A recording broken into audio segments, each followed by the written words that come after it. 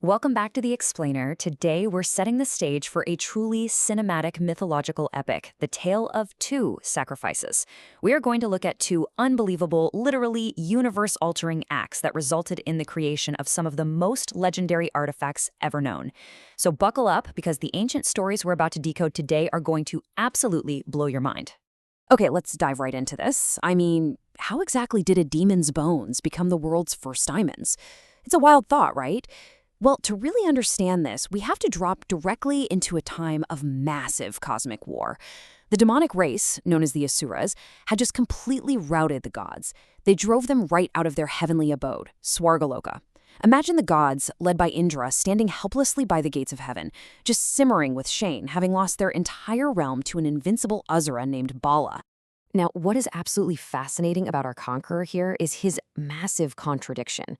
On one hand, you've got Bala, a fierce, invincible Asura with a notoriously vicious mind. But on the other hand, he possessed this deeply virtuous heart and an incredibly generous spirit. Seriously, he was famous across all the realms for one absolute unbreakable rule. He would never, ever refuse a request.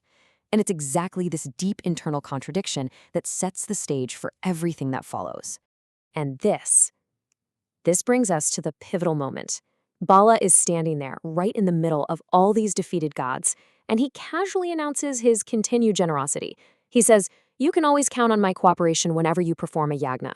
Now, a yagna is a sacred fire ritual. As Bala walked away after making this grand promise, Indra, the king of the gods, actually smirked. The other gods were kind of confused at first, but then it hit them. Bala had just made an innocent but entirely fatal error. With that one pledge, he handed the exiled gods the absolute perfect key to his own defeat. So, preparations begin literally immediately. The gods set up this massive sacrificial fire, the mantras are resounding through the air, and they invite Balat. When he finally arrives, they greet him humbly and just drop this incredibly deceptive trap. They say, "We need a being who can be sacrificed to complete the ritual." I want you to just pause for a second and imagine the sheer terror of that moment. They were asking an invincible demon, the very being who had just conquered heaven, to lay down his own life. The entire assembly must have gone completely silent. The tension here must have been suffocating. Bala stands up. His face alone strikes absolute terror into the hearts of the gods, and his massive shadow begins devouring them. You can practically hear the gods' heartbeats pounding in their chests. Had they just uttered the last words of their lives? Was this Asura advancing to just butcher them one by one? They knew he was benevolent, but could anyone really be generous enough to offer themselves up for slaughter? They shrink back in terror as he comes closer and closer and closer. And then the demon simply folds his hands and says two words: "I am willing." Just wow. The dramatic weight of that is staggering. True to his word, Bala steps right into the ritual flames. The fire feeds upon his body, burning his bones and melting his flesh. The god's ruse had worked perfectly. Bala was dead, and Swargaloka, the heavenly realm, was officially restored to the Devas. They literally start dancing around his charred corpse in celebration, until suddenly, someone screams out in shock. The charred body of the Asura was miraculously transforming. It's like a spectacular videographic display right there in the myth. Every single portion of the demon's body was solidifying into these magnificent objects, just bursting with unprecedented colors. We're talking red, green, blue, yellow, unseen shades dazzling the god's eyes. His remains became this brilliant rainbow, glistening with the glow of 1,000,000 stars. And right then, a heavenly voice proclaims that his final, selfless act had completely sanctified his demonic flesh. So the absolutely crucial point here is what happened next with this sanctified corpse. The Devas, who are utterly amazed at this point, try to cart the wondrous body back up to heaven. But it's way too heavy. It slips, and it plummets straight down towards Puloka, the earth. As it plunges, it shatters into exactly 84 fragments, and these fragments scatter across the mountains, the forests, rivers, and oceans of the earth, embedding themselves deep into nature. And this brilliantly illustrates the transformation.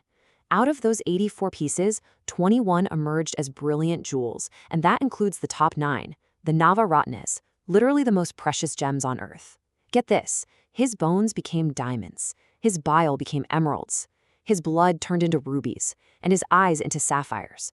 His teeth formed pearls, his skin became topaz, his nails became garnets, his guts turned to coral, and his voice transformed into the cat's eye gem. The absolute most beautiful things on earth came directly from the anatomy of a demon.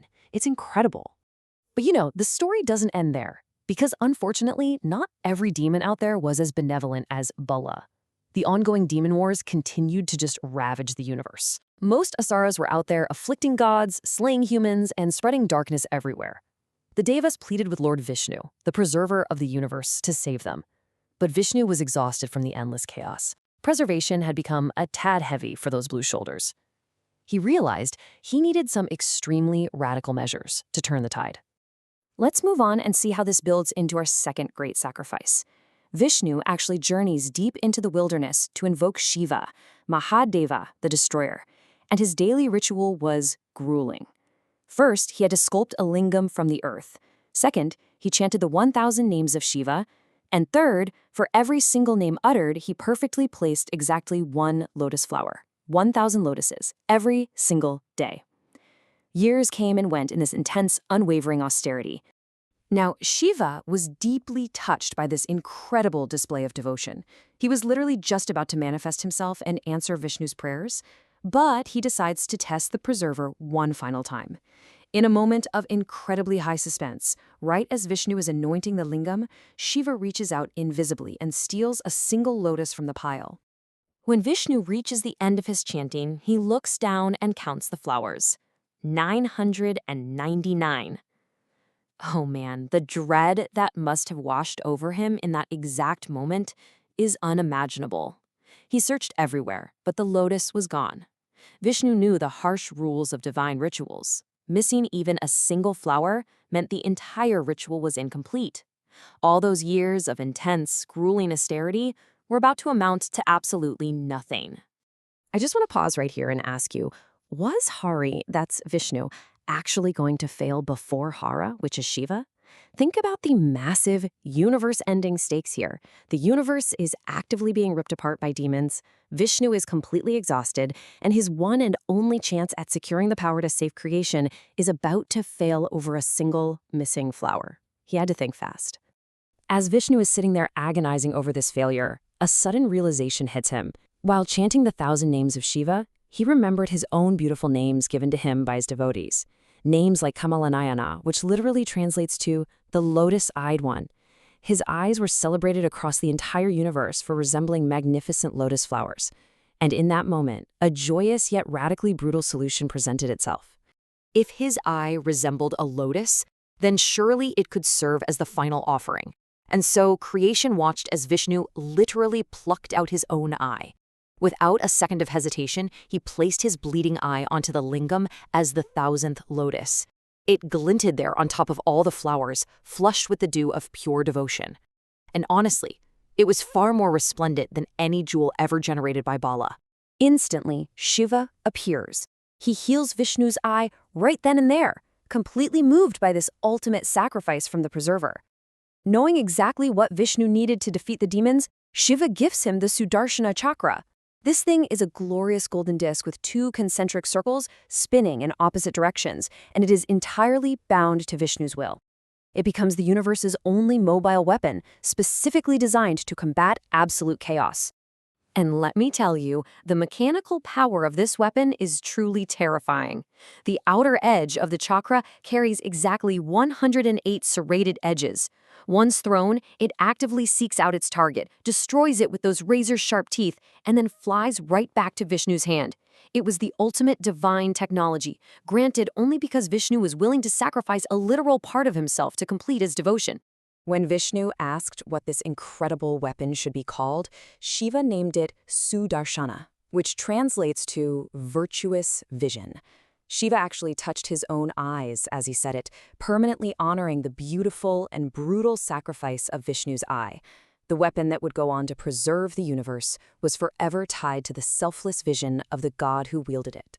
These myths, they teach us so much about the profound cost of creation and preservation. So I'm going to leave you with this final provocative question. What would you sacrifice for the ultimate power? Think about what it really takes to achieve the impossible.